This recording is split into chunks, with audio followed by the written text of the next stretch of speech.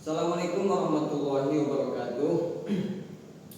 Perkenalkan, kami dari kelompok 8. Kami akan menjelaskan atau kami akan mempresentasikan makalah yang berjudul Konsep Pendidikan dalam Kitab Muqaddimah menurut Ibnu Khaldun.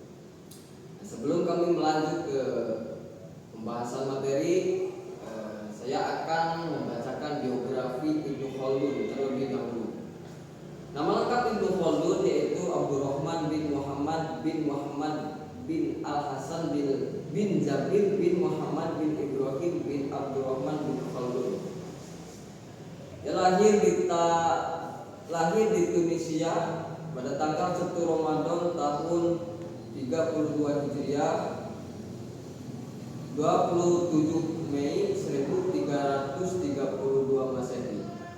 Beliau keturunan yang berasal dari keluarga terhormat dengan tradisi keilmuan dan politik. Nenek moyangnya dari Hadramaut Yaman, lalu hijrah ke Spanyol, akhirnya menetap di Tunisia.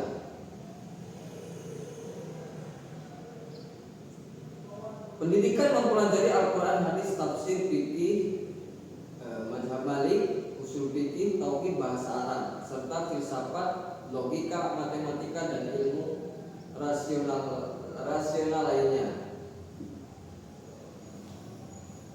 Selain itu, Ibnu Khaldun berkecimpung di dunia akademik dan politik, menjadi sekretaris dan penasihat di beberapa istana di Afrika Utara dan Spanyol.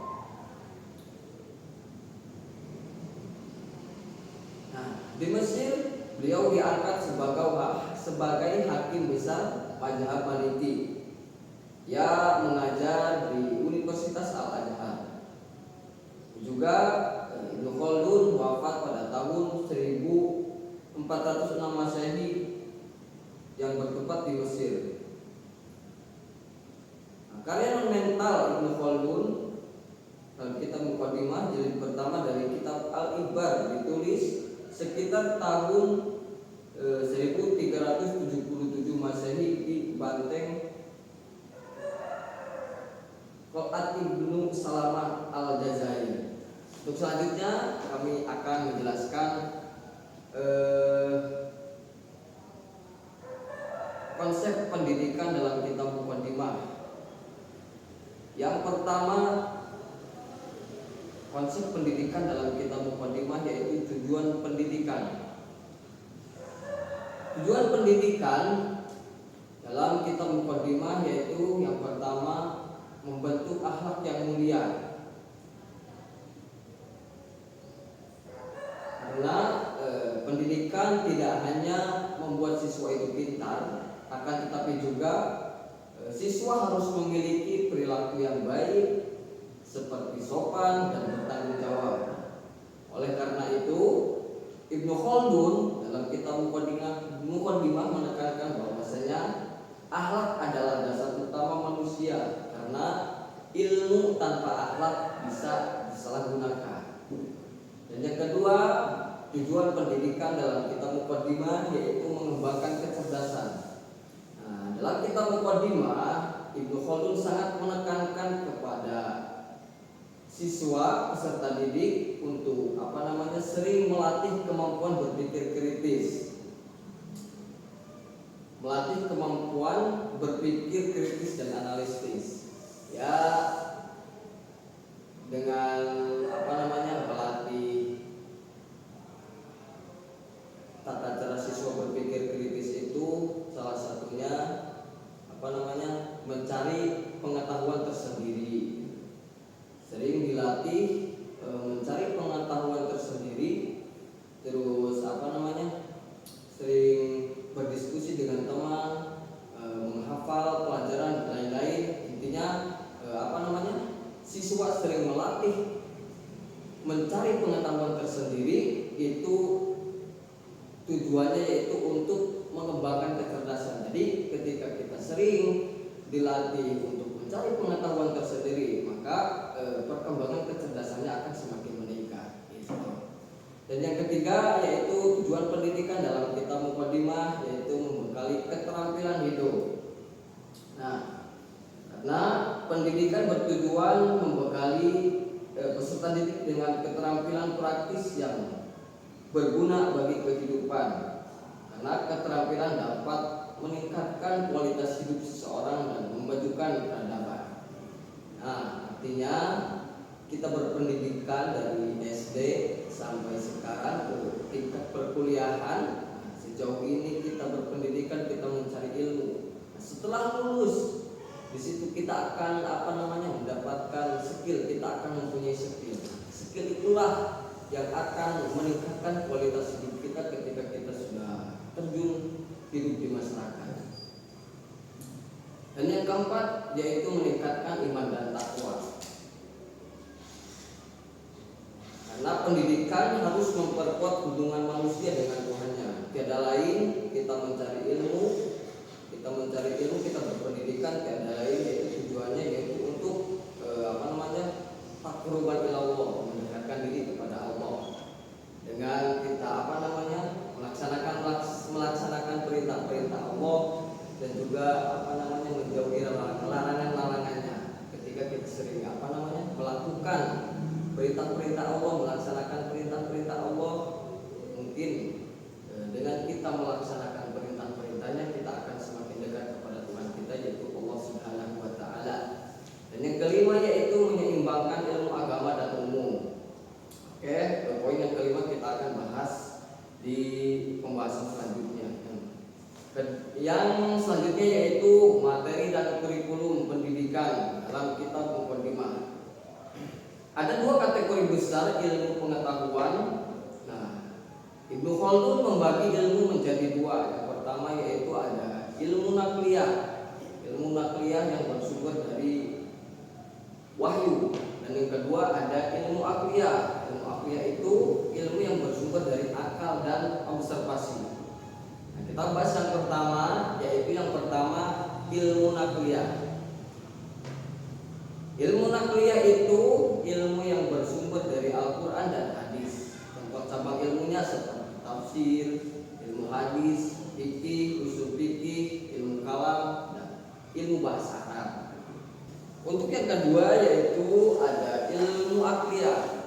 Nah, ilmu akliyah itu ilmu yang diperoleh melalui akal, penalaran logis dan juga pengamatan terhadap alam. Contoh seperti ilmu fisika, kimia, biologi, astronomi, matematika, logika, filsafat, ilmu kedokteran dan ilmu sosial lainnya. Maka dengan ini kurikulum dalam kitab Muqaddimah harus menggabungkan ilmu nakliyah dan akliyah. Jadi ilmu akliyah dan nakliyah itu harus disatukan, harus tidak boleh dipisahkan. Keduanya itu harus saling melengkapi. Contoh penerapan kayak gini. Contoh kita dalam satu tahun itu kita tidak hanya mempelajari ilmu agama saja, akan tetapi harus seimbang dengan ilmu sosial, ilmu umumnya gitu. Jadi seperti ilmu matematika, seperti ilmu pelajaran apa saja, kimia, entah itu fisika dan ilmu umum lainnya. Jadi dalam satu tahun itu kita tidak monoton hanya mempelajari ilmu agama saja, akan tetapi harus diseimbangkan dengan ilmu umumnya seperti itu. Terus untuk selanjutnya yaitu prinsip tahapan perkembangan peserta didik. Menurut Ibnu Khaldun dalam kitab Muqaddimah yaitu tahapan perkembangan peserta didik. Nah, materi pembelajarannya itu harus disesuaikan dengan disesuaikan dengan tingkat kemampuan intelektual anak. Jadi harus diseimbangkan dengan kemampuan otak si peserta didik. Contoh, kalau anak-anak di usia dini mungkin pembelajarannya itu seperti belajar huruf hijaiyah dan juga belajar baca tulis, mungkin seperti itu. Nah, untuk tingkatan selanjutnya itu mungkin remaja. Nah, untuk remaja awal mungkin mempelajari ilmu nahu awal seperti itu, mungkin mempelajari ilmu matematika yang kayak gitu. Nah, untuk tingkatan selanjutnya mungkin remaja akhir, bisa disebut meranjak dewasa. Remaja akhir mungkin pembelajarannya juga mungkin sudah agak-agak yang tinggi, pembelajaran yang tinggi seperti tafsir yang kayak gitu. Nah, untuk tingkatan selanjutnya yaitu mungkin tingkatan dewasa. Mungkin untuk dewasa itu harus sudah bisa mengajar kepada peserta didik, mungkin seperti itu. Itu saja penjelasan dari saya. Mungkin penjelasan selanjutnya akan dijelaskan teman-teman kita yang di sana. Baik, saya lanjutkan. Cek metode pembelajaran. Ibnu Khaldun di sini menawarkan berbagai metode pembelajaran yang humanis dan berpusat pada peserta didik. Di antara metode yang dianjurkan oleh Ibnu Khaldun ditawarkan yaitu yang pertama, ada metode bertahap atau bisa dikatakan dengan tajurud. Kemudian ada juga metode pengulangan atau bisa dikatakan dengan tikror. Metode ini merupakan metode yang paling fundamental, mengajarkan anak-anak hendaknya berdasarkan prinsip, kemudian terperinci, dan hendaknya melakukan pengulangan sehingga didik dapat menerima dan memahami setiap bagian ilmu yang diajarkan. Kemudian ada juga nomor 2, metode dialog atau bisa dikatakan kalau sekarang bisa sering kita lakukan di kampus, yaitu diskusi ataupun bisa dikatakan yang musyawarah. Ibnu Khaldun menekankan pentingnya hubungan interaktif antara peserta pendidik dan peserta didik. Metode dialog dan diskusi dapat melatih peserta didik berbicara dalam forum ilmiah, mengembangkan kemampuan berpikir kritis, dan melatih keberanian menyampaikan pendapat atau bisa belajar mental, bisa ketika kita bermusyawarah, di situ kita melemparkan sebuah argumen. Kemudian nomor 3, metode kasih sayang. Metode ini menekankan pentingnya kedekatan emosional antara pendidik dan peserta didik. Pendidikan yang dilandasi kasih sayang akan lebih efektif dalam membentuk karakter dan kepribadian anak. Ibnu Khaldun juga menekankan sikap lembut dalam mendidik, tidak kasar dan tidak berlebihan dalam memberikan hukuman. Kemudian nomor 4, metode wisata ilmiah atau bisa dikatakan dengan rihlah, biasa kita lakukan di pondok pesantren, dari pondok berujung ke pondok untuk mencari sebuah ilmu atau pengalaman.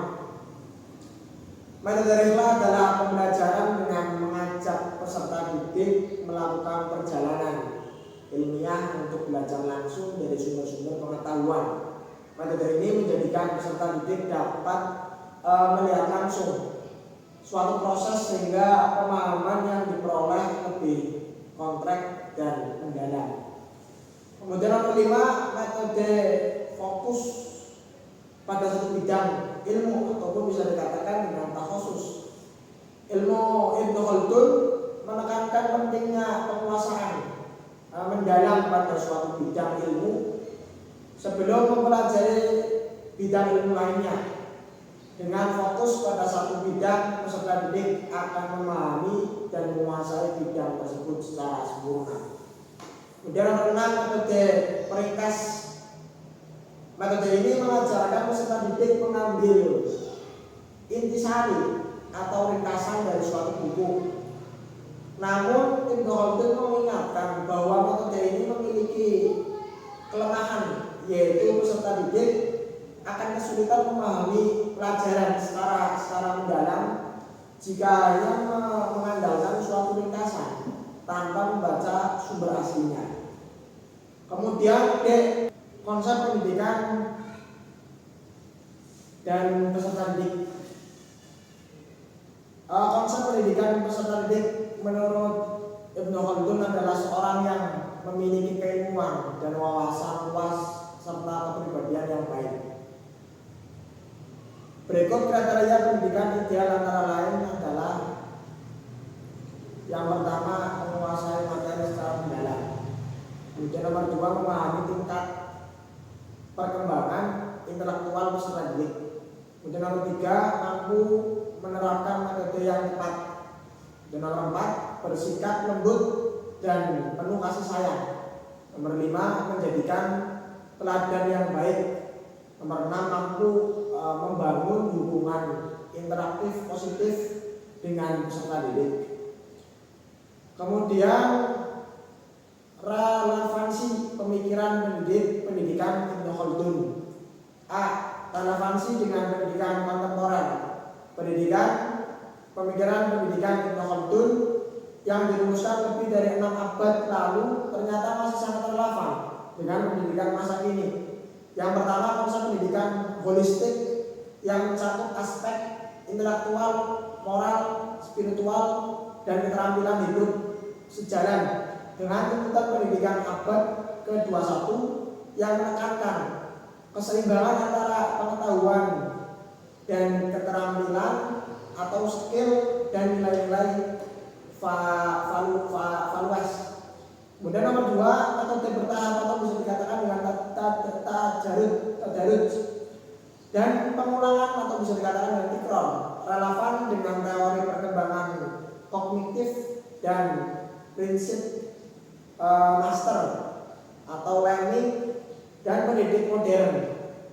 Kemudian nomor 3, integrasi ilmu nakliyah dan akliyah, yaitu menawarkan solusi atas problem di kontinuum ilmu yang masih terjadi di banyak lembaga pendidikan agama Islam.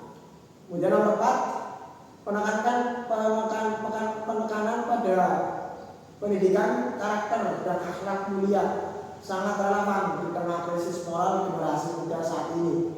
Kemudian nomor 5, metode rihlah atau wisata dan metode dialog diskusi, relevan dengan pendekatan pembelajaran aktif, eksperiensial atau learning, dan pembelajaran kontekstual.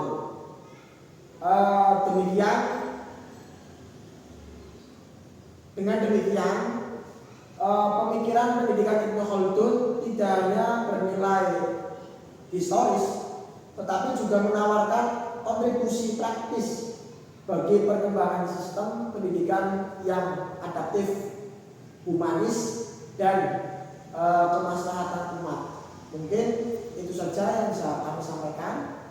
Selanjutnya kesimpulan yang disampaikan oleh Mas Hawi. Oke teman-teman, mungkin itu saja penjelasan dari kami, penjelasan dari kitab Muqaddimah karangan Ibnu Khaldun yang berjudul yaitu konsep pendidikan dalam kitab Muqaddimah. Mungkin penjelasannya seperti itu tadi.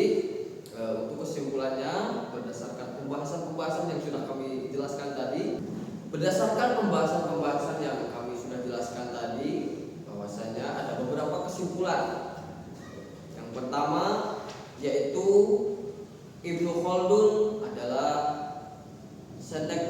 cendekiawan Muslim abad ke-14 yang kitab Muqaddimahnya memuat pemikiran pendidikan sistematis dengan pendekatan filosofis dan empiris. Yang kedua yaitu tujuan pendidikan menurut Ibnu Khaldun yaitu bersifat holistik, pembekalan keterampilan hidup, peningkatan iman dan takwa, dan keseimbangan ilmu agama dan umum. Yang ketiga yaitu kurikulum bersifat integratif, menggabungkan antara ilmu nakliyah dan akliyah. Yang keempat yaitu metode pembelajaran meliputi tadarruj dan tikrar, dialog, diskusi, kasih sayang, rihlah, takhosus dan juga peringkasan buku. Dan yang kelima, pendidik harus menguasai ilmu menjadi teladan dan bersikap lembut. Peserta didik dipandang memiliki potensi fitrah yang perlu diaktualisasikan. Dan yang keenam, yaitu pemikiran Ibnu Khaldun sangat relevan dengan pendidikan